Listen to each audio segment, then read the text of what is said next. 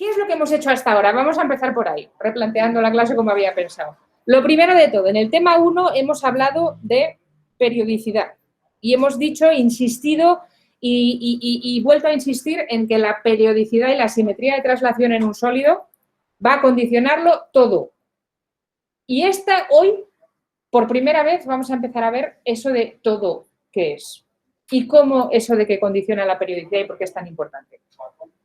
¿Vale? Y luego, además, en el tema 1, pues hemos puesto una serie de herramientas a nuestra disposición para, precisamente, caracterizar la periodicidad, tener un vocabulario, culturilla, redes cristalinas y todo eso, ¿vale? En el tema 2, lo que hemos hecho ha sido estudiar un poquito por qué la materia condensa.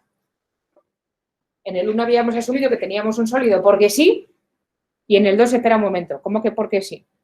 Bueno, pues tenemos el sólido, el estado sólido existe en el universo precisamente porque la materia minimiza su energía condensando.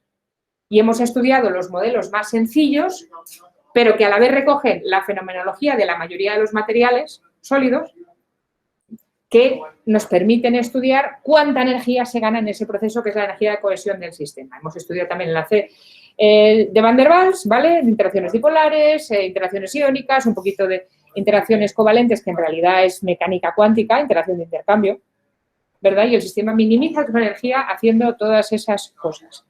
En el tema 3, por primera vez, y esto igual es un poquito más justo que lo que estaba yo pensando, vamos a empezar a estudiar las propiedades físicas de la materia. ¿Vale? Ya sabemos que la materia es periódica, ya sabemos por qué la materia existe y ahora qué propiedades tiene este sistema. Y de esto es lo que va a ir en realidad el tema 3, el 4 y el 5, o sea, todo el resto del curso. Ahora bien, como ya os podéis imaginar, resolver las ecuaciones de Schrödinger, si nos cuesta para una molécula de H2, imaginaros para 10 a la 23 moléculas juntas, condensadas, con alto solapamiento de nubes electrónicas o a saber lo que podemos tener, tipo de interacción iónica mezclada con un poquito de covalente y a lo mejor algún dipolillo que sale por ahí también. O sea, tenemos, el sólido es un sistema, desde el punto de vista de la mecánica cuántica, dificilísimo, bueno, de hecho es irresoluble. Si pensamos en todos los electrones y todas las partículas y todo lo que podemos tener ahí dentro, y ya si metemos defectos no os quiero ni contar. ¿De acuerdo? Entonces, en este tema vamos a empezar a hablar, y de hecho ya lo contó un poquito Juan Beltrán el otro día, cuando nos explicaba un poquito sobre cómo se simulan vacantes y defectos en teoría, ¿vale? Sobre una de las aproximaciones más importantes, si no la más importante, de la mecánica cuántica en sólido. Estoy hablando de una aproximación que nos va a permitir deconvolucionar el subsistema de electrones, al menos los electrones más deslocalizados, los que están en las capas externas contribuyendo al enlace, ¿vale?, del subsistema de lo que son los átomos masivos, iones, o lo que vamos a llamar partículas de la red, que son las que están ocupando las posiciones periódicas. Y según si tengo un sistema iónico van a ser iones, si tengo un sistema covalente van a ser átomos, o si tengo un sistema Van der Waals van a ser moléculas, lo que sea, pero digamos que es el sistema masivo, ¿vale? Y a estos es a los que yo voy a llamar red, digamos, a lo que sea que constituye la parte masiva o más bien estática del sólido. No van a ser solo los núcleos, aunque por supuesto que los núcleos van a estar ahí. Voy a meter también en ese subsistema de lo que voy a llamar red los electrones internos, los que no contribuyen al enlace, los que están localizados. ¿Vale? Y luego además voy a pensar que tengo una colectividad de electrones ligeros, ya lejos de los núcleos, ligeros entre comillas, y ahora veréis por qué les llamo ligeros, porque ya sabéis que los electrones son mucho más ligeros que los protones y que los neutrones, ¿de acuerdo? Y están deslocalizadillos, tanto más cuanto más deslocalizado sea el examen que diga el enlace, por ejemplo, en un enlace metálico, ¿vale? Implícitamente, y de hecho yo creo que hasta explícitamente, porque hasta lo hemos mencionado, hasta ahora hemos tomado para describir el sólido, ya sea en el tema 1 o en el tema 2, para calcular las energías de cohesión, me daba igual, lo que se llama la aproximación estática. Estático quiere decir que yo analizo una foto del sistema donde todo el mundo está quieto para describir la red y su simetría. Desde luego no estoy permitiendo que los puntos de red se muevan, está cada uno donde le toca, según la simetría FCC, la que sea, del sistema. Y para calcular la energía de cohesión en el tema 2, también he asumido que mi sistema está conformado por un montón de partículas bastante estáticas. Y hasta los electrones los estoy tomando estáticos, entendiendo, ojo, como estático una densidad de probabilidad estática. Por supuesto, el electrón se está moviendo dentro de su nube de probabilidad, nadie sabe dónde está. Pero yo pienso en el electrón, pues como un orbital S, pues es una cosa con forma esférica, con un punto de simetría, lo que sea. Y entonces, ¿cómo calcular las energías? Pues pensando que tengo partículas en infinito, no interactuantes, las traigo hasta su posición final y empiezo a ver cómo interactúan unas con otras. Y pongo un hamiltoniano iónico o un término dipolar, el que sea, pero siempre asumiendo que los átomos están quietos. Es una cosa que más o menos funciona, sobre todo a baja temperatura, pero ya hemos visto que incluso a 0 Kelvin no funciona del todo. Y el tema de, por ejemplo, la energía a punto cero, como vimos en aquel problema que hicimos la semana pasada, no se calcula bien. O sea, la aproximación estática está bien como un punto de partida muy pedestre, pero falla como una escopeta de feria. Y hay muchísima parte de la física que no se recoge. Y ya solo estoy hablando de calcular la energía de cohesión, pero como ahora queramos estudiar las propiedades de un sistema, empezando por sus propiedades dinámicas, pero me da igual las propiedades eléctricas o electrónicas, necesitamos otro punto de vista. O sea, lo que hemos hecho hasta ahora está más o menos bien para entender nuestros objetivos, que no eran particularmente ambiciosos, pero incluso ya viendo eso hemos visto que fallamos. Necesitamos una nueva aproximación, ¿vale?, para trabajar con el sólido. Y en particular para explicar sus propiedades físicas. Una vez ya nos hemos creído que el sólido existe, que es donde estamos ahora. Es energéticamente estable. Vale, muy bien. Un sistema de infinitas partículas altamente interactuantes por diferentes mecanismos, unas con otras, y ahí están. ¿Qué propiedades tiene eso? Pues todas las que queráis. Algunos son transparentes, otros son opacos. Algunos son conductores, otros son aislantes. Algunos son duros, otros son blandos. Algunos son superconductores, otros son superaislantes. Algunos son elásticos, otros son rígidos. Algunos son duros, otros son blandos. Todo. O sea, los sólidos tienen todas las propiedades que queráis. ¿Por qué? Y cómo del dibujo microscópico de lo que está pasando a nivel atómico podemos evolucionar a explicar esas propiedades macroscópicas. Esto es lo que vamos a hacer a partir de hoy en el tema 3, en el 4 y en el 5. ¿De acuerdo? Y la aproximación adiabática, de la cual vamos a hablar en 5 minutos después del descanso, es la gran aproximación de la mecánica cuántica aplicada a sistemas de muchas partículas como un sólido, que me va a permitir simplificar mi hamiltoniano y mi ecuación de Schrödinger un poquito, lo justo para, de hecho, poder resolver ecuaciones un poco más sencillas, desacoplando el movimiento de todas estas partículas tan fuertemente acopladas. Entonces, aunque vamos a hablar de ella en 5 minutos, solamente os quiero anticipar que la idea, y esta es la idea fundamental que tenéis que tener, es que nuestro sistema va a estar formado por dos sistemas interpenetrados, o sea, que comparten el espacio y el tiempo. Uno va a ser el de las partículas de la red, por ejemplo, los iones en un sólido iónico, o los átomos de gas noble en un cristal covalente, o los átomos de silicio en un... los gases nobles en un cristal molecular, perdón, o los átomos de silicio en un cristal covalente, me da igual. Pero esos concentran la masa del sistema. Y luego voy a tener otro subsistema, o sea, voy a convolucionar mi sólido en la mezcla de dos cosas, diría fluidos, pero no son fluidos. Uno de ellos es más fluido que el otro, pero no son fluidos. Uno es el sistema masivo, los núcleos, y el otro es el sistema, digamos, móvil, que son los electrones. En particular, los electrones deslocalizados, por ejemplo, del enlace metálico.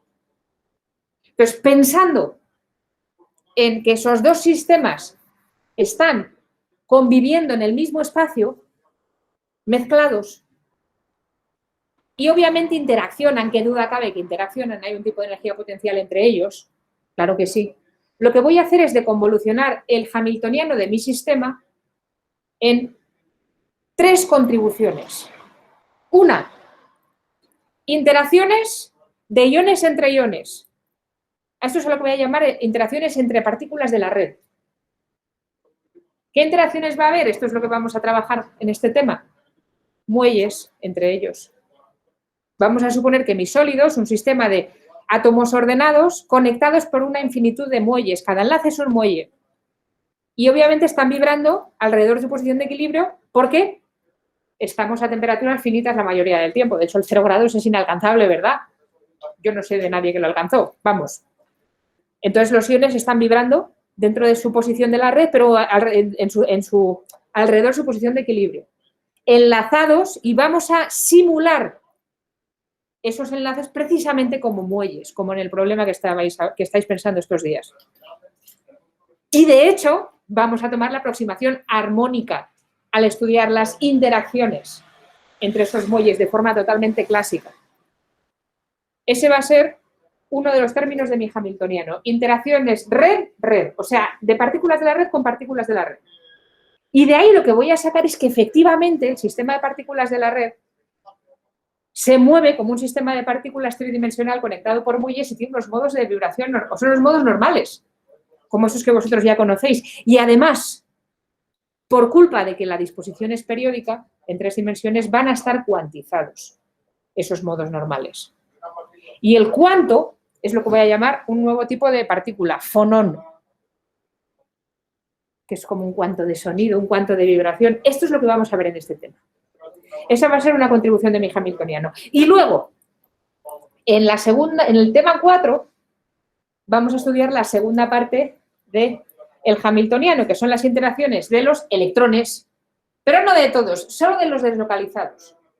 Porque los localizados voy a asumir que se mueven, hacen lo que hagan los núcleos. Están ahí pegaditos, carga negativa y positiva, si el núcleo vibra, los otros también, puedo asumir que están todos en el mismo negocio.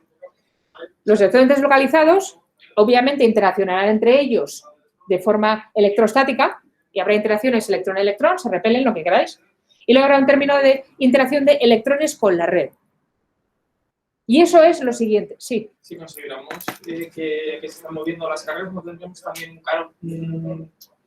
electrodinámica? Sí, pero eso es a lo que voy. Entonces, déjame terminar que paramos un momentín. A lo que voy es, como voy a partir mi hamiltoniano en 3 trozos, interacción red con red, interacción electrón con electrón, interacción electrón con red,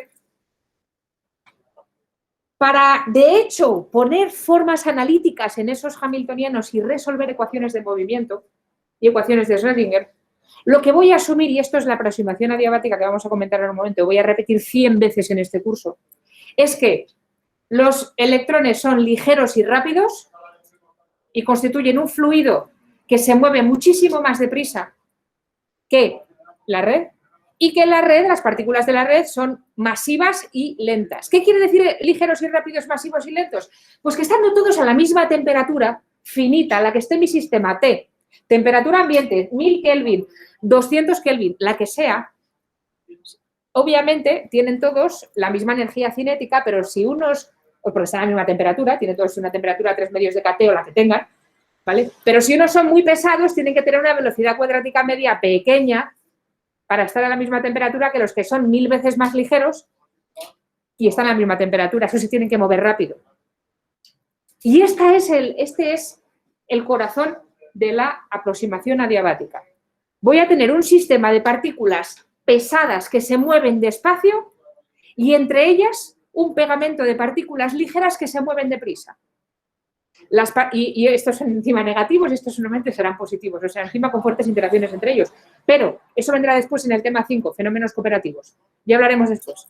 Pero el tema es que los electrones deslocalizados, los electrones de enlace, van a ver, sentir, si queréis, a las partículas de la red del subsistema masivo de partículas ordenadas como una cosa estática. Ellos se pueden mover tan rápido que a cada pequeño movimiento de las partículas de la red que están vibrando, los electrones lo siguen instantáneamente. Inmediatamente se han movido a la nueva posición arrastrado por la dinámica de la red.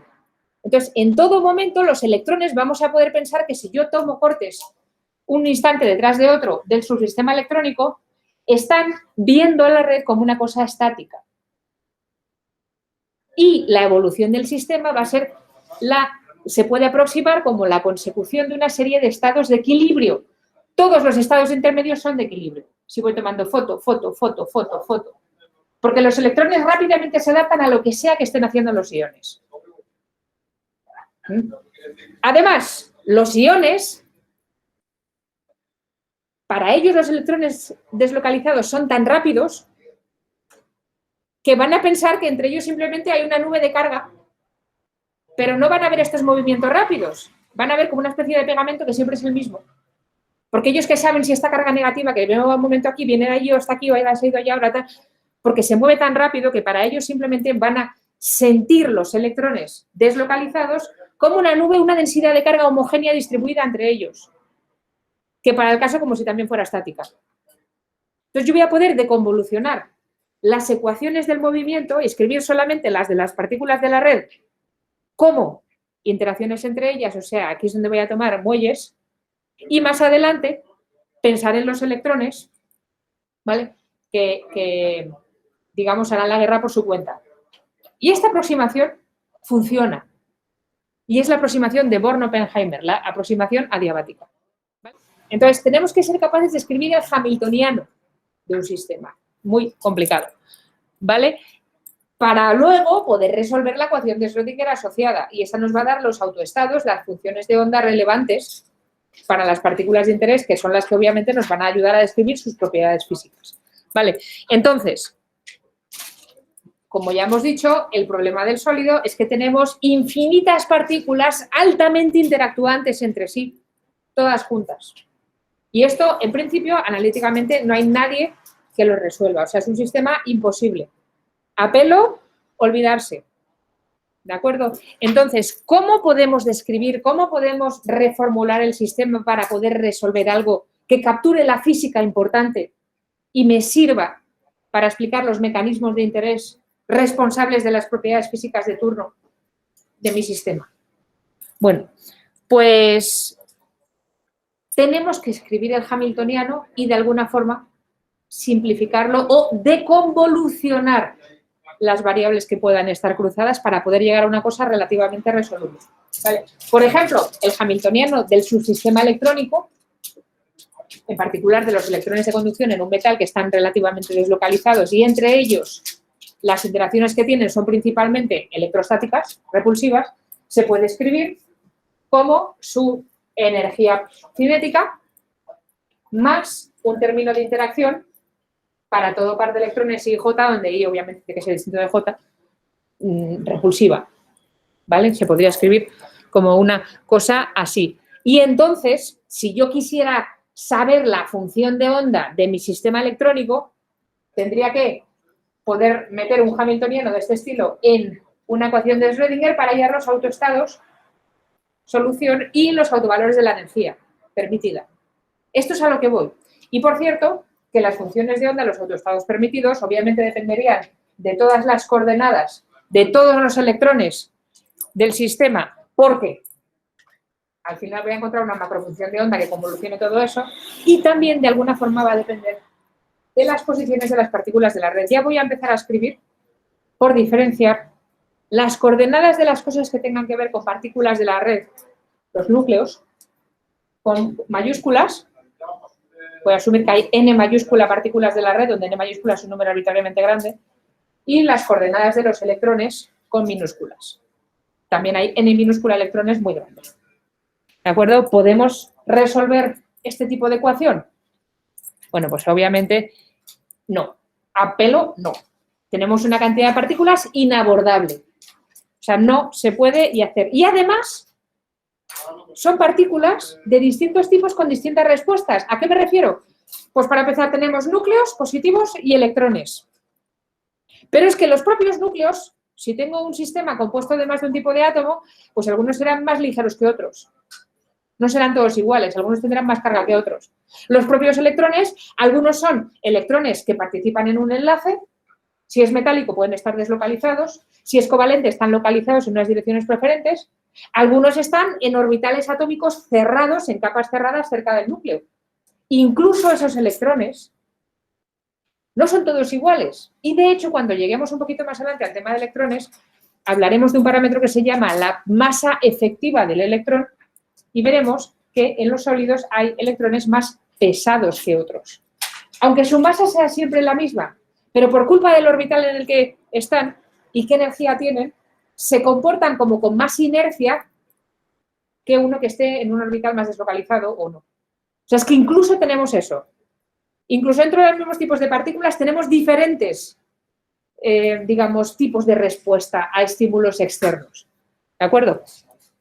Entonces, vamos a simplificar, como os decía, nuestro sistema complicado. Lo vamos a empezar a dividirlo en dos subsistemas independientes, que son los que vamos a deconvolucionar el uno del otro para escribir las ecuaciones Schrödinger por separado utilizando la aproximación adiabática que os decía. Uno van a ser los electrones de enlace y solo los de enlace. Por ejemplo, el mar de electrones de conducción en un metal. ¿Vale? Digamos que son los electrones que están lejos de la cáscara, están más deslocalizados, tienen propiedades diferentes que los que están a lo mejor muy cerca del núcleo. Y luego, el segundo subsistema del que vamos a hablar es el sistema de partículas de la red. ¿Quién van a ser las partículas de la red? Dependerá del tipo de sólido que tenga. En cristales iónicos serán los iones. O sea, el núcleo y todas las capas electrónicas que van con el núcleo, que están cerradas y la carga está localizada. ¿Vale? De hecho, en un sistema de cristal iónico, todo son partículas de la red. No va a haber electrones libres. No me va a hacer falta resolver esta parte de la ecuación de Schrödinger. En principio, a no ser que haya vacantes de oxígeno, entonces tenga cosas que sí que se pueden mover, un cristal iónico, donde tipo conductor iónico con vacantes, donde, bueno, vale, ya, pero eso ya, después. Vamos a hablar la primera división fácil. Luego, en cristales covalentes, las partículas de la red van a ser los átomos que participan en el enlace. Misma historia. Todo lo que no son electrones de conducción deambulando de manera libre, lo voy a tomar como partícula masiva porque va a responder junta a cualquier tipo de estímulo. Si yo caliento un cristal covalente, ¿quién se pone a vibrar? Los átomos enteros. Y los electrones de los orbitales localizados van donde vaya el núcleo. Los siguen, pero a pies juntillas. Están al ladito, ¿verdad? En un cristal metálico, las partículas de la red van a ser obviamente los iones positivos que están en los nodos de la red. Entonces, la carga efectiva de la partícula de la red va a ser 1 o 2, el número de electrones que haya accedido al enlace metálico. No va a ser el número atómico entero del núcleo. ¿Vale? Y en cristales moleculares, obviamente, las partículas de la red son moléculas. O sea, con este nombre partículas de la red me refiero a la entidad masiva que responde como un todo. Y eso van a ser los núcleos, con lo que sea que vaya pegado al núcleo. Y lo otro, sistema de electrones, van a ser los electrones de enlace, deslocalizados, donde los haya. La forma que tengan los orbitales de los electrones localizados da exactamente igual, ¿no? O sea, lo consideras como un todo, independientemente de que sea un... En principio va a dar igual, sí. La pregunta es si la forma que tengan los orbitales de los electrones localizados da igual. En principio va a dar igual. Van a ser capas electrónicas llenas y, de hecho, incluso, por ejemplo, los tres orbitales P, PX, P y PZ, pues cuando los consideras, por ejemplo, en sitios, en un compuesto que a lo mejor tenga 4, n igual a 4, pues los orbitales 2px, 2p y 2pz están llenos, son direccionales, pero al final promedian como una cosa con relativa simetría. Yo me estaba imaginando, pues, que no estoy segura de qué forma tienen, pero los Ds que son como... Sí, hay unos que tienen así como forma de 8 con un donut alrededor, sí. Hay unas direcciones que son más preferentes que otras. Sí, cuando esos orbitales, se está preguntando por orbitales anisotrópicos como los D y los F no te quiero ni contar, si están llenos o si están totalmente vacíos, obviamente, en cuyo caso es la respuesta trivial, y no participan en el enlace, quiero decir, en general no van a contribuir a nada. Son orbitales que pueden tener forma anisotrópica, pero tienen spin total igual a 0. Entonces no tienen tampoco un momento magnético neto, no suelen dar mucha contribución. De hecho, por contribuir no contribuyen ni a la masa, porque al final lo que es la masa per se, cualquier propiedad que dependa de la masa del sistema está concentrada en el núcleo. Entonces, todo lo que sean orbitales llenos, vamos a asumir que van donde vaya el núcleo y está incluida en el subsistema de partículas de la red. ¿Vale? Eso es a lo que vamos a llamar. Y entonces vamos a intentar dividir nuestro problema complicado en sus partes más relevantes, para intentar estudiarlas en la medida de lo posible por separado. Y en el momento en el que yo deconvoluciono esas dos cosas, vale que sigo teniendo un sistema complicado que sigue teniendo muchos componentes, pero mucho menos que antes. Y además, voy a empezar a poder hacer aproximaciones dentro de cada subsistema que valen y que todavía me van a simplificar la vida más. Aproximaciones, por cierto, que si yo las intentara aplicar al otro subsistema o al todo no valdrían porque no aplicarían, no capturarían la física de todo. Entonces, si tenemos dos fluidos muy diferentes, bueno, fluidos por decir algo, porque están entremezclados, pero no son uno muy masivo y otro muy ligero, pues obviamente no voy a poder estudiar con la misma aproximación los dos. Van a comportarse de forma distinta. ¿Vale? Entonces, lo dicho, vamos a tener el subsistema electrónico en sólidos con electrones casi libres. 2, el subsistema de partículas de la red y luego, más adelante, pero todavía no, meteremos la interacción entre ambos, que existe porque obviamente esto es un sólido. Viven juntos, interaccionan. ¿Vale? Bueno, ¿cómo vamos a abordar este problema? Vamos a reescribir el hamiltoniano separando esos dos subsistemas. ¿Vale? Y las aproximaciones más comunes para hacer esto son la que ya hemos visto. La aproximación estática, que es la que falla. Intentar escribir la energía total del sistema como la energía de una colectividad de objetos relativamente estáticos. Vale, aproximas a orden cero, pero no... Bueno, vale para calcular energías de cohesión, explicar por qué un cristal de Van der Waals funde a temperatura muy baja y un iónico a temperatura muy alta, vale, sí, pero vamos, poco más. Es fenomenología realmente lo que hacemos ahí. Y segundo, la aproximación más importante que tenemos es la que vamos a utilizar para todo el resto del curso y es la que se llama adiabática. Muchísimo más interesante y propuesta por Born y Oppenheimer en el año 1927, o sea, al poquito de que empezó a postularse la mecánica cuántica. Estos dos eran unos monstruos de los buenos, quiero decir. O sea, fíjate que no llevaba ni 20 años la mecánica cuántica que se había empezado a formular y ya estaban deconvolucionando, o por ser por primera vez, separar las ecuaciones de la mecánica cuántica del sólido en dos sistemas y encima lo hicieron bien. ¿De acuerdo? Esta es la que se llama aproximación de Born-Oppenheimer. ¿Vale? Es una aproximación fundamental en cuántica. Y ya os digo que de las más importantes que vamos a ver en todo el curso. Y se basa en lo que os decía antes, al ser la masa del núcleo muchísimo mayor que la de los electrones de enlace y ser dos sistemas que coexisten a la misma temperatura de equilibrio, vamos a suponer que uno responde muy despacio y otro muy deprisa. Y esa es la idea fundamental. Fijaros qué chorrada. Pues es la base de que todo funcione. Y además funciona muy bien. Ya os lo anticipo, ¿vale? Los núcleos van a ver, lo que os decía antes, a los electrones como una densidad de carga relativamente homogénea entre ellos. Y si pensáis en las ventanas de temporales relevantes para las interacciones, es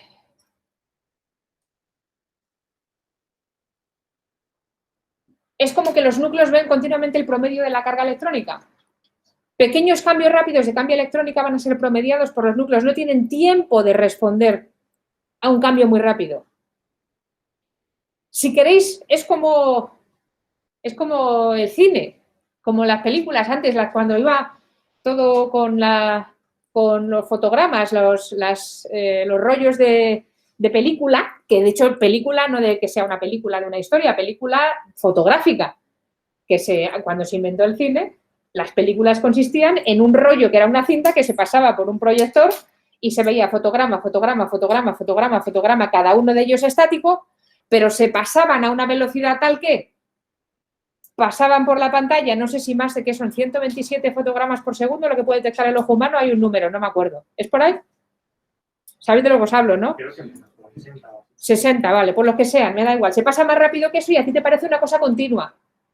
Pero en realidad son uno, otro, bien discretos. De hecho, tú coges la película, lo paras todo y dices, sí, esta foto y esta no son las mismas. Pero pasan tan seguidas que tu ojo no es capaz de distinguirlas. Pues es como lo mismo. Los núcleos ven a los electrones como una película, como una cosa continua. ¿Los electrones se mueven? Claro que sí, pero tan rápido que al núcleo es que no le da tiempo a coger al electrón cuando el electrón ya ha hecho el siguiente movimiento. Eso es un poco la idea. Y al contrario, los electrones, que son rápidos, ven todos y cada uno de los movimientos de las partículas de la red como una sucesión lenta de estados y se adaptan enseguida. Instantáneamente responden y buscan el estado de equilibrio correspondiente a la nueva configuración de partículas de la red. Y entonces las partículas de la red siguen vibrando despacio. Los electrones rápidamente se adaptan. Esto es la magia de la aproximación adiabática. Simplemente. Y lo que vamos a utilizar para deconvolucionar el sistema. Entonces, vamos a poder aproximar desde este punto de vista que el hamiltoniano global del sistema es una cosa, un objeto que varía lentamente con el tiempo, en el sentido de que todos y cada uno de los estados del sistema durante una evolución temporal, en el proceso que sea, un calentamiento, un enfriamiento, aplicamos un campo eléctrico, lo que sea, todos y cada uno de los estados, todos y cada uno de esos fotogramas intermedios son estados de equilibrio del sistema. Entonces, eso es a lo que nos referimos cuando hablamos de cómo pensar que el hamiltoniano varía lentamente en el tiempo. Bueno, el hamiltoniano variará a la velocidad que tenga que variar. Pero lo importante es que cada uno de los estados intermedios, el sistema es capaz de encontrar un estado de equilibrio. Y por eso se llama aproximación adiabática. Adiabática en el sentido de cuasi estática. Infinitamente lenta, aunque en realidad no lo sea. ¿Vale? Y entonces las soluciones del sistema se van a poder aproximar precisamente mediante los estados de equilibrio estacionarios del hamiltoniano en cada momento del tiempo. Tenemos una sucesión de estados de equilibrio que van describiendo la evolución del sistema uno detrás de otro. ¿Vale? Las funciones de onda en este caso, entonces, se podrán calcular y variarán de forma continua y suave. Y para todo estado, la evolución consiste precisamente en eso, en una asociación cuasi estática de estados de equilibrio. Y podemos escribir el hamiltoniano del sólido precisamente de esta manera. El hamiltoniano total será el hamiltoniano de los iones, que obviamente dependerá de todas y cada una de las posiciones de todos y cada uno de mis n mayúscula iones de mi sistema, más el hamiltoniano de los electrones, donde voy a tener metidas todas las posiciones R minúscula de todos y cada uno de los n minúscula de electrones de mi sistema. Y además, obviamente, en algún momento tiene que aparecer una interacción entre ambos, porque no son dos sistemas que no se ven el uno al otro. No, porque si los iones se mueven y los electrones les siguen, será porque los ven.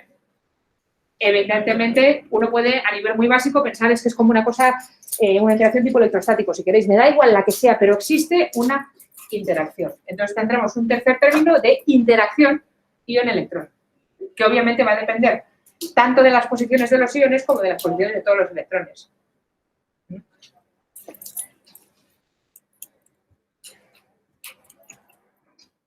Y ahí está un poquito el desafío. ¿Cómo escribimos cada uno de estos términos en función de todas estas coordenadas de infinitas partículas tan diferentes y que la cosa funcione? ¿Vale? Bueno,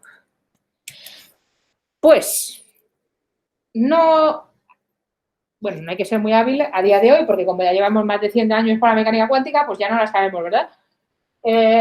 Cada uno de esos términos del hamiltoniano, obviamente se puede escribir de una forma cualitativa, al menos, de la siguiente manera.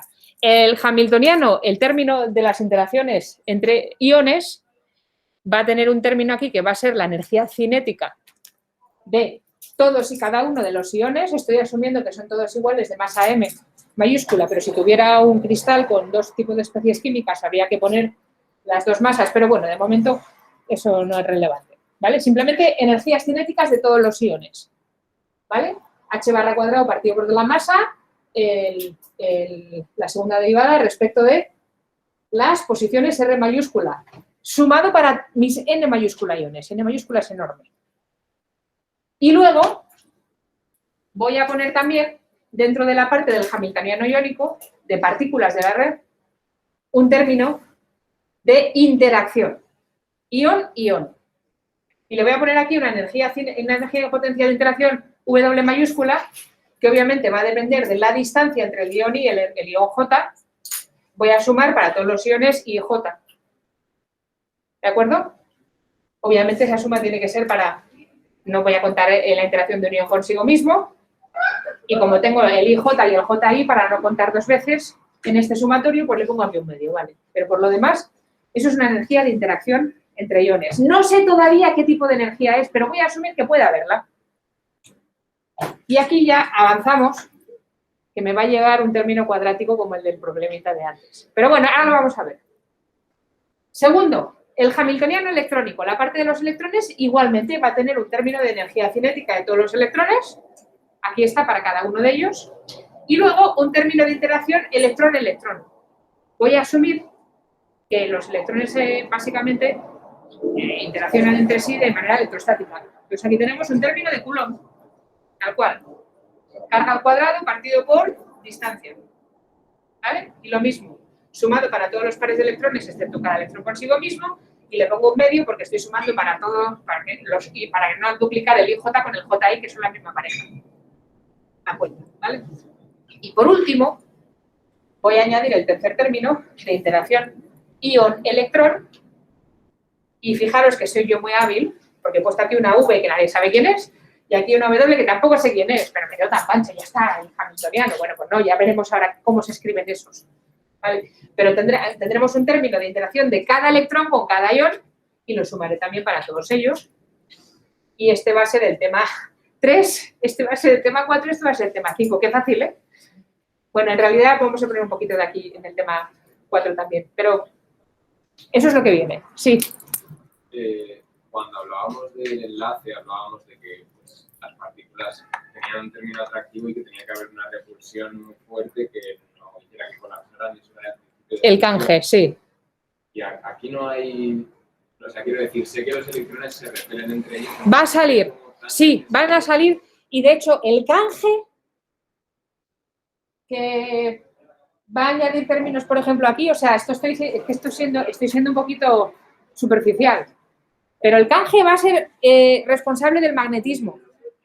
Entonces hay términos de interacción electrón-electrón que dependen del spin relativo de uno y de otro porque no pueden tener... O sea, sí, esto se va a complicar, ¿vale? Pero así de entrada, por lo menos, para que nos creamos que esto se puede hacer. Y que hay formas de modelizar, pero sí, por supuesto que van a aparecer términos extra en los sitios, ¿vale? Pero de entrada vamos a intentar hacerlo lo más fácil posible y luego ya lo vamos complicando, ¿vale? Bueno... pues si escribimos de esta forma los tres hamiltonianos y obviamente las posiciones de los electrones y de los núcleos son independientes unos de otros, porque la dependencia las estoy metiendo en las energías de interacción, ya veremos luego cómo son. Entonces yo voy a poder escribir esto como sistemas de ecuaciones desacopladas, me refiero matemáticamente desacopladas. Y eso ya empieza a ser resoluble, ¿vale? Y de una o de otra, si pongo las energías cinéticas por un lado y las potenciales por otro, el potencial total del cristal va a tener una forma de este estilo. Este trocito y ese trocito. Y habrá más trocitos más adelante. Pero aquí vamos a tener el potencial ión-ión, electrón-electrón y electrón-red. Ya veremos qué forma tienen estos potenciales. El tema es que si yo asumo que las coordenadas de electrones y partículas de la red se pueden escribir de forma desacoplada, esto va a ser cosas con... va a haber aproximaciones para poder resolver. Y esto es lo importante. Y además aproximaciones que funcionan. La parte del potencial ion-ion me va a dar lugar a los estados fonónicos del cristal, que es lo que va a este tema. La interacción electrón-electrón me va a dar lugar a los estados electrónicos. De hecho, voy a llamar a este término de interacción en general VLLL de látiz. Entonces, potencial de interacción, red-red, por el inglés, porque es como se suele escribir en los libros. Esto va a ser un potencial de interacción electrón-electrón, que me va a explicar los estados electrónicos disponibles, y luego voy a tener aquí una interacción electrón-red, que me va a dar lugar, es lo que se llama el acoplo electrón-fonón. Unos afectan a otros, ¿vale? Y esto es a lo que nos vamos a dedicar y ya está. Si en realidad ya con esto ya podíamos acabar el curso. Ahora, pues no vamos a acabar porque esto ahora hay que ver cómo se rematerializa. Claro, la teoría no la sabemos todo, ya la hemos escrito, pero ahora a ver cómo se hace. ¿Vale? Entonces, la gracia de la aproximación de Born-Oppenheimer, lo dicho, es que vamos a tratar electrones y partículas de la red de forma independiente, como si los electrones se moviesen en una red estática donde los iones están fijos. Y esos electrones, de momento nos vamos a olvidar de ellos para este tema y vamos a simplemente estudiar la parte de la red, interacciones red con red, ¿vale? Pero no va a ser conflictivo desde el punto de vista al menos intelectual, porque lo dicho, como su respuesta es instantánea, si yo consigo sacar la sucesión de estados de equilibrio de las partículas de la red en una evolución temporal, los electrones voy a pensar que la siguen. Eso es un poco la magia, ¿vale? Y entonces, ¿a qué nos dedicamos el resto del tema? A esta parte. Vamos a estudiar la ecuación de movimiento de las partículas de la red. O sea, el término de interacción entre iones para estudiar primero la parte masiva de la red. ¿Qué tipo de propiedades físicas os parece que van a depender de las partículas de la red exclusivamente? ¿Qué os parece que puede ser relevante?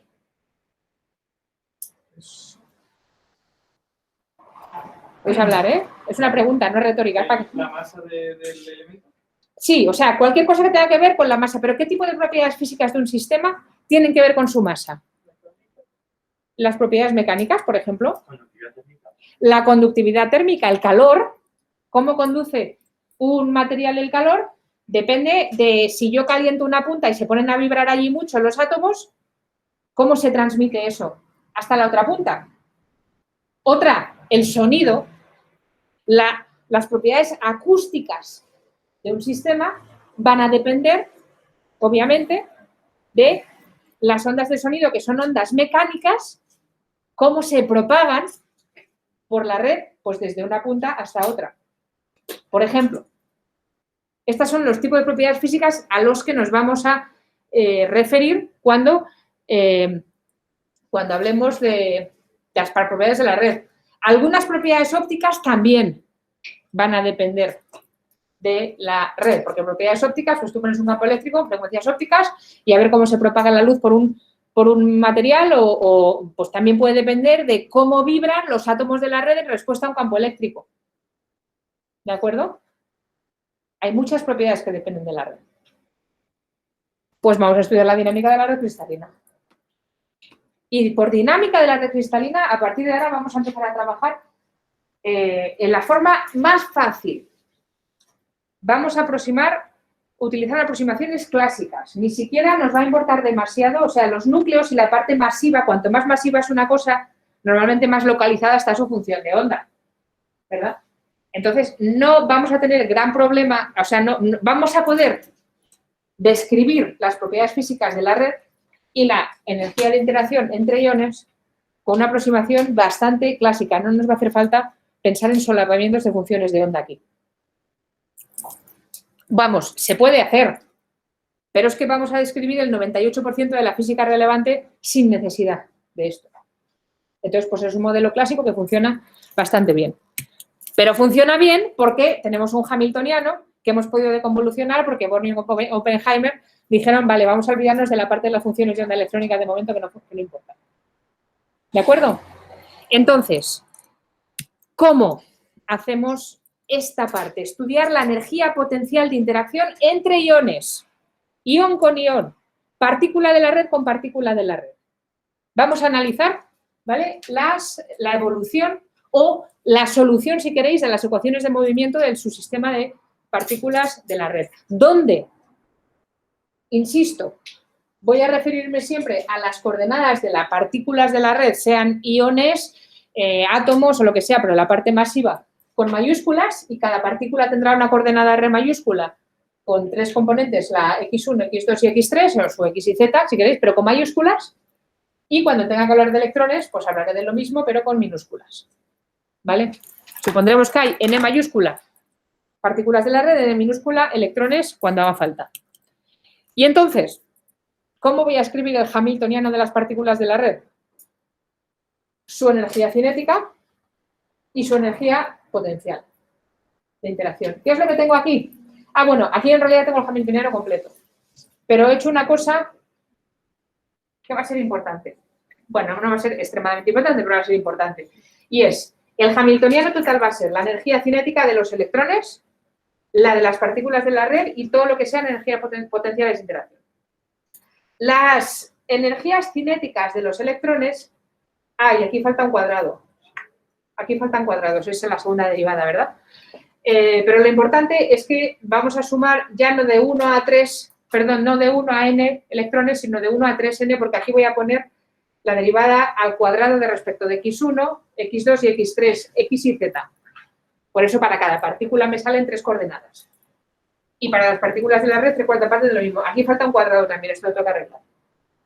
¿Vale? Son las energías cinéticas. Y de nuevo, voy a sumar las energías cinéticas derivando en la dirección X, en la Y, en la Z, o lo que es lo mismo, X mayúscula 1, X mayúscula 2, X mayúscula 3, si tengo N partículas mayúscula, pues voy a hacer esta suma desde que el subíndice nu, cualquiera, ¿vale? Va a 1 hasta 3n, porque aquí tengo las 3. Vale. Aquí tengo la energía cinética de los electrones, la energía cinética de la red. Y la energía potencial de interacción que yo he puesto ahí. A ver, espera, una pregunta. ¿Dureza y cosas de esas, Jorge? Sí, este estaba ya, que no he mirado el chat, mi culpa. La dureza también depende de las partículas de la red, muy bien. Bueno, pues lo he dicho. De hecho, el material más duro que hay, que es el diamante, ¿verdad? Es porque sus partículas de la red se enlazan covalentemente. Ya veremos eso. Pero bueno, volviendo aquí, el término de energía potencial de interacción, lo he dicho, tiene los 3 términos, el potencial electrón-electrón, electrón-red y potencial red. Red con red, latiz-latiz. Esto es complicado. Pero si lo puedo hacer de alguna manera, lo que voy a tomar es que el hamiltoniano general del sólido lo voy a escribir como una sucesión de estados de equilibrio, una ecuación de Schrödinger independiente del tiempo, porque precisamente la dependencia del tiempo va a dejar de interesarme.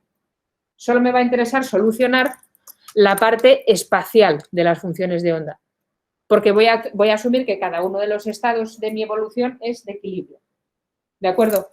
Entonces, la parte, digamos, exponencial con el tiempo no va a importar demasiado. Si asumimos que el subsistema electrónico se mueve en todo momento dentro del campo, el que sea, central, no central, superposición, lo que queráis, de las partículas de la red que están en posiciones estáticas, porque estoy pensando que los electrones ven a los núcleos estáticos, los electrones deslocalizados, hablamos, podemos reescribir la ecuación de Schrödinger. Aquí he puesto un cuadrado, aquí me sigue faltando uno, ya voy mejorando, ¿eh? Del subsistema electrónico como la energía cinética, potencial electrón-electrón, y voy a hacer aquí una yo también soy muy vaga, y entonces para no tener que escribir todo el rato todas las coordenadas x1, x2, x3 de los electrones desde i igual a 1 hasta n, cuando ponga aquí x y cosas de estas, suponer que es como una x genérica, todas las x, todas las coordenadas, no es en la coordenada x, representa todas, si queréis le pongo una flechita y a una x sub i, lo que sea, pero es por escribir menos. O le pongo un x1, x2, x3, como ponía antes. Que si no se me hace muy largo. Entonces, asumimos aquí que como estoy hablando de cosa genérica, pues estas coordenadas X son las de todos los electrones. Y entonces, para los electrones, eso sí es importante, lo que asumo es, la ecuación de Schrödinger se puede escribir como energía cinética más energía potencial. ¿Quién es la energía potencial? La de electrón con electrón, donde cada electrón está en su posición X, la que esté, X vectorial, ojo, su R, bueno, ya lo he quitado, y la interacción electrón-red, y esto sí que es un detalle importante, es una interacción que va a asumir que los electrones estén donde estén en cada momento, pero los iones están en sus posiciones de equilibrio, a las que voy a llamar A mayúscula. O sea, estas A mayúscula son, voy un momento hacia atrás, las coordenadas X1, X2 y X3 de cada ion en equilibrio, o sea, la red estática. Y, por supuesto, cada A mayúscula es un vector que tiene 3 componentes, A sub 1, A sub 2 y A sub 3, o A sub X, A sub Y, A sub Z. Pero por abreviar, voy a escribir así para que sea un poquito más visual la ecuación. En realidad es una vena artística que tengo yo, ¿vale? Para que las cosas se vean en una. ¿De acuerdo? Entonces, para los electrones pensaré que las partículas de la red están en su posición de equilibrio y, por supuesto, el término de interacción electrón-red, electrón-fonón, va a depender de la posición de cada electrón, que esa sí puede variar con el tiempo, pero en cada momento va a haber la red en posiciones de equilibrio. Y entonces la ecuación de Schrödinger la vamos a completar con unos autoestados electrónicos, funciones de onda que van a depender de la posición de cada electrón y de las condiciones de equilibrio de la red, porque este término está aquí y esta función debe depender de la red. Y va a dar unos estados de energía, E sub R, no sé por qué, E por electrones, ¿vale?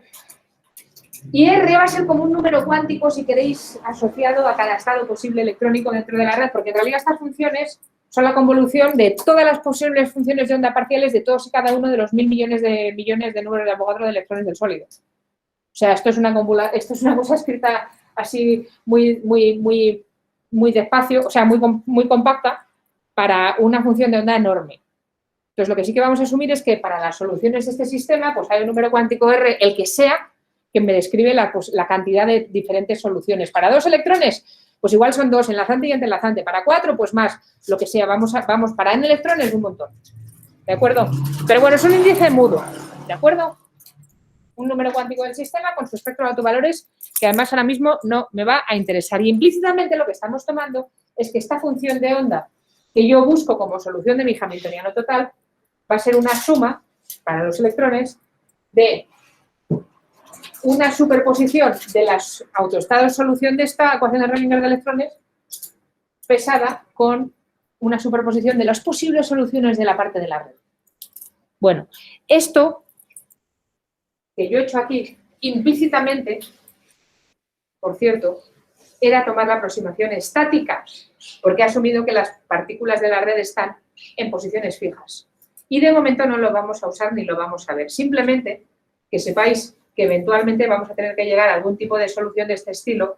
Y esta convolución de función de onda final, solución de mi hamiltoniano en cada momento del tiempo, tiene que ser una convolución de función de onda de la red, pero aquí esta ya va a depender de X, no de A. Las partículas de la red sí que se van a mover y los señores electrones piensan que están quietas.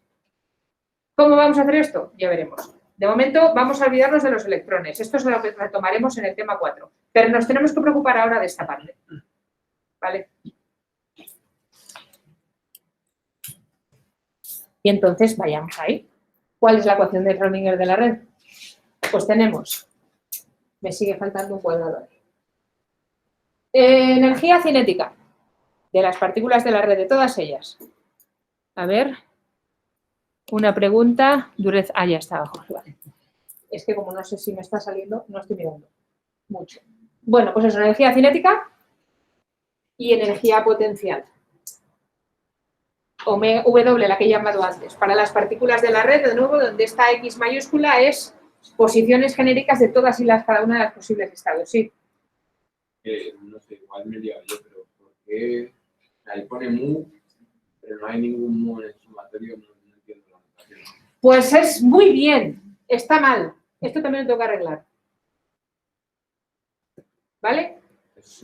Eso Si eso sabes por qué ha venido, porque yo lo he copiado de la esta, como hago copia y pega, pues donde ponía una mu, pues sigue poniendo una mu, pero tiene que ser una nu. Esto también lo voy a arreglar, ¿vale? Perdonad, esto estamos hablando de esta suma. Cada una de las 3 coordenadas x y z de las n posibles posiciones, de las n posibles, n mayúscula, posibles partículas de la red.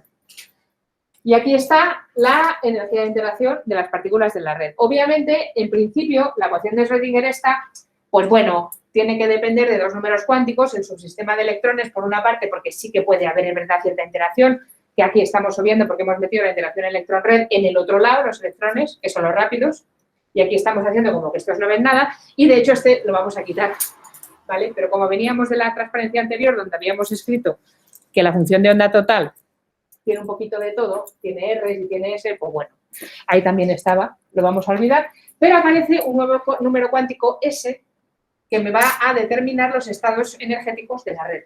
¿Y ese quién es? Pues todas y cada una de las configuraciones posibles de estados de la red. Y esto es a lo que vamos, ¿vale?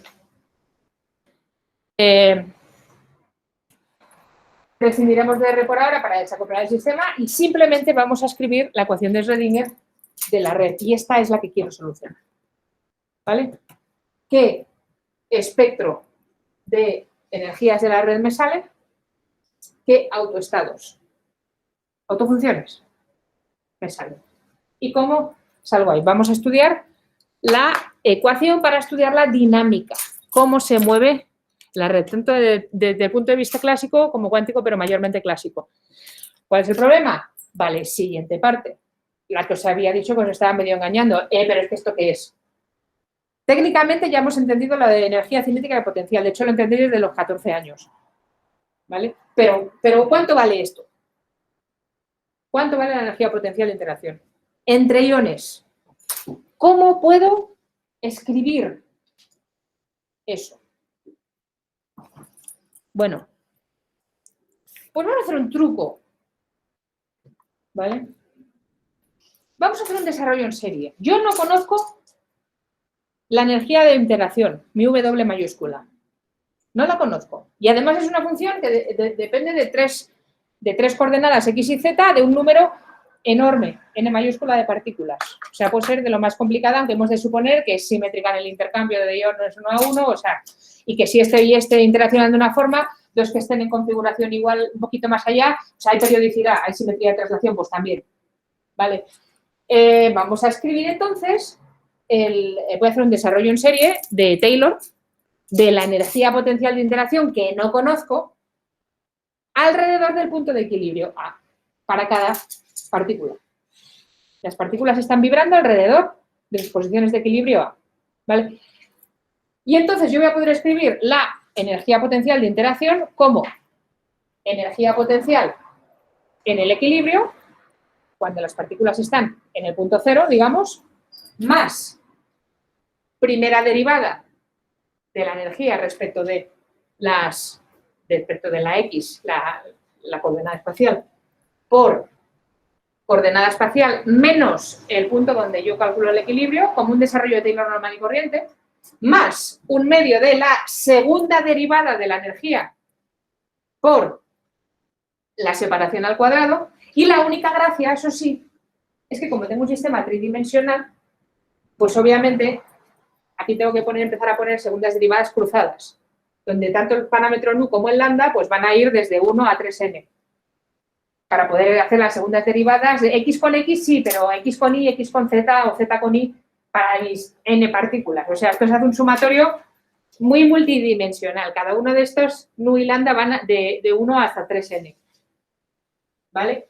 Y obviamente, pues como no tienen por qué ser iguales, pues aquí tengo dos separaciones de equilibrio.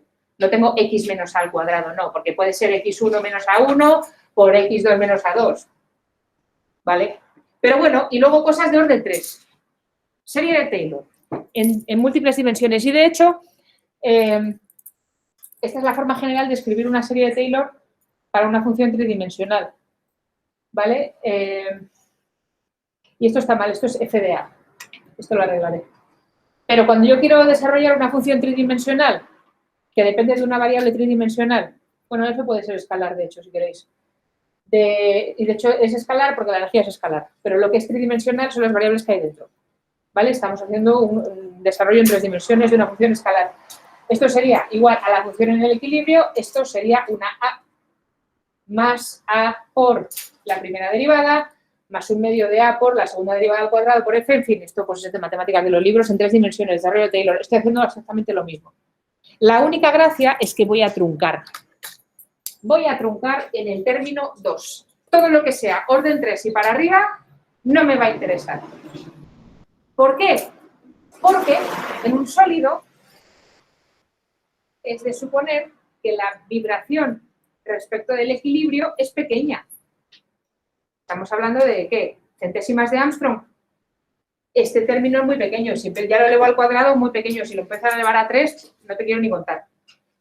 Pero si tengo una partícula oscilando alrededor de una posición de equilibrio intermedia, ese pequeño desplazamiento, desplazamiento de la coordenada nu respecto a su posición de equilibrio, no es muy grande. ¿De acuerdo? Y por eso voy a truncar ahí. Y ya me voy a quedar con la segunda, pues bueno, ya veis ahora por qué me voy a quedar con la segunda. Porque me podría quedar con la primera. Porque esto va a ser mucho más pequeño que esto. Sí, pero es que esta se va a anular. Entonces, esto es como un desarrollo multipolar del potencial, ¿verdad? Nos quedamos con el primer término que no se anule, porque si te quedas con el que se anula, el siguiente es el relevante, no lo puedes despreciar. Esto se va a anular y ahora os digo por qué. Voy a cortar aquí. Y por eso esto se llama aproximación armónica. Yo no conozco, ojo, no conozco la forma analítica de la energía potencial. Pero me estoy permitiendo hacer este desarrollo y cortar ahí. Y se llama armónica porque voy a cortar en el segundo término. ¿Vale? Ojo, lo que decía, el término lineal desaparece. ¿Por qué? Esto es el gradiente de la energía. Y eso suele ser una fuerza. Pero cuando yo sumo la fuerza neta sobre cada partícula puesta en su posición de equilibrio, la fuerza neta obviamente es más o menos cero, porque si no la partícula saldría volando del sólido. Si pensamos en un sistema de muelles, sí, cuando yo estiro de un lado, el del otro lado se comprime y entre uno y otro la fuerza neta pues se tiene que más o menos compensar para que aquello no salga volando. Vale, entonces el término de lineal desaparece, porque es la fuerza neta sobre cada partícula de la red. Entonces, cuando yo promedio esa fuerza neta sobre un periodo de tiempo relativamente largo, escalas normales, vamos, naturales de tiempo, desaparece porque, de hecho, la posición neta de la partícula es la de equilibrio. ¿Vale? Y esto quiere decir que la energía potencial, si yo defino, por cierto, la separación de cada partícula respecto de su posición de equilibrio, la x nu menos a nu, o la x lambda menos a lambda directamente como u sub nu o u sub lambda, eso es el desplazamiento neto desde el equilibrio para cada partícula, ¿vale? Puedo reescribir la energía potencial de interacción como la energía en el equilibrio, y fijaros que esto es un término que valdrá lo que valga, porque las posiciones de equilibrio son las que diga la red, pero ese es un término que no varía con nada, más el término de segundas derivadas. Segunda derivada de la energía respecto de las variables espaciales por estos dos términos, lo que yo tenía antes. Pasa que a esto lo he llamado U sub nu y a esto lo he llamado U sub lambda. Y además, voy a hacer otro truco, que estamos ya terminando. A esto, la segunda derivada de la energía respecto de x nu y x lambda, le voy a llamar, es un tensor. Esto es una matriz. Le voy a llamar C nu lambda. Se van a llamar parámetros de acoplo o si alguno habéis oído hablar de constantes elásticas de un sólido. ¿Cuánto cambia la energía cuando muevo un poquito un ion desde su posición de equilibrio? ¿Cuánto cambia? ¿Por qué os reís? Sí, lo habéis visto, ¿no? ¿Por qué te ríes? Ya. Bueno. Porque los tensores dan miedo. Que no, hombre, que no, que esto es uno de 2 dimensiones, es una matriz 3n por 3n, eso es nada. ¿Qué pasa porque n sea infinito? ¿Quién dijo miedo? No, de eso nada. Luego, que luego al final van, lo importante es en las X y la Z, ya está, no es tan grande. Pero si escribo esto así, yo escribo la energía de esta forma, estoy a punto de terminar, ¿vale?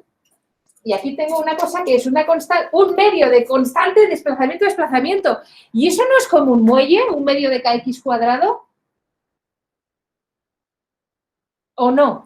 Esto empieza a parecer como una cosa elástica. Y vale, tiene un término constante sumando. Lo que pasa es que ese término me lo voy a liquidar rápidamente, porque esto es una energía que es constante y de hecho va a ser la energía de cohesión, la energía de la red cuando está en equilibrio. Lo voy a añadir en el origen y yo habitualmente voy a hablar de la energía de interacción solamente como una cosa elástica. Esto, la suma de unas constantes, vale, están relacionadas con la energía potencial, vale, muy bien, como un muelle. Desplazamiento y desplazamiento. Y entonces, y dejarme que termine, de verdad, perdonarme, como lo que nos interesan son las propiedades dinámicas, que era esta ecuación de onda, que es la que buscábamos, hamiltoniano de la red por función de onda de la red, hamiltoniano de la red por igual a espectro de autoestados con el... Esto es lo que yo tengo que poner ahí. Aproximación armónica, corto por la mitad. Me quedo sin la parte constante. Esto es llamar energía con cohesión, energía punto cero, lo que queráis. Es una constante, solamente cambia el origen. Fuera con él. Y lo que importa realmente es simplemente esta parte. Y al final, esto lo voy a volver a repetir el próximo día. Eso es que os enseñar un dibujo. Esto es lo importante. Mi red es esta. Puedo pensar en ella como una serie de partículas puestas en posiciones de equilibrio ordenadas, ¿vale? Una red cúbica, lo que queráis, y cada una de ellas tiene un muelle de constante igual a la segunda derivada de la energía potencial. Muy bien. La que sea. En realidad esto es a 0 Kelvin. Cuando subimos la temperatura, la red se convierte más como una cosa de muelles acoplados que están todos vibrando a la vez. Pero cuando uno tira para abajo, el otro tira para arriba. Cuando uno se comprime, el otro se estira. Es un sistema altamente acoplado. Y lo que va a suceder, y esto lo vamos a seguir hablando ya el martes, y con esto termino, es que el espectro de posibles vibraciones me va a determinar el espectro de posibles soluciones. Van a estar cuantizadas porque las posiciones de la red están cuantizadas. Y eso van a ser los fonones. Las vibraciones de la red no van a poder ser cualesquiera y los estados tampoco, ¿vale? Venga, pues seguimos hablando el jueves de esto.